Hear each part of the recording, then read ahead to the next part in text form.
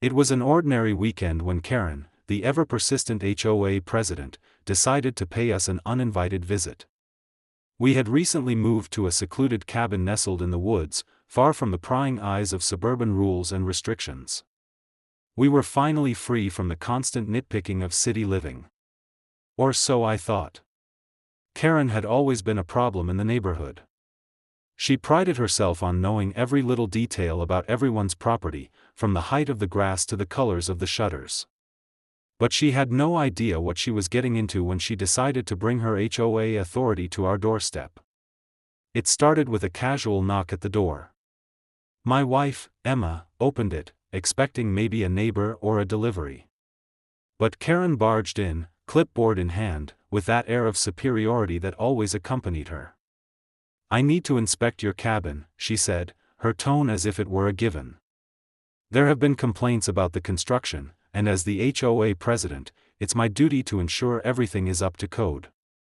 I couldn't help but laugh. "This isn't your jurisdiction, Karen," I said, my voice calm but firm. "We're not in your neighborhood anymore. We're not even in the city limits." She wasn't having it. "I have the right to inspect any property in this development," she shot back, completely disregarding what I'd said. Emma, who had been quietly listening from the kitchen, walked into the living room holding an envelope in her hand. Her expression was a mix of calm determination and something else, something Karen hadn't seen before. "Actually, Karen," Emma said coolly, "you're going to need this." She handed Karen the envelope, and for the first time, Karen's confident posture faltered. The words, "Federal Warrant," were boldly stamped across the front. Karen's eyes went wide as she read the document, which was signed by a federal judge and authorized an inspection of the cabin based on the complaint we had filed against the HOA's overreach. Karen froze, her mouth opening and closing as she tried to find words.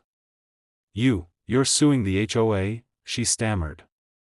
"We've had enough of your nonsense, Karen," I replied. "Your little reign of terror stops here."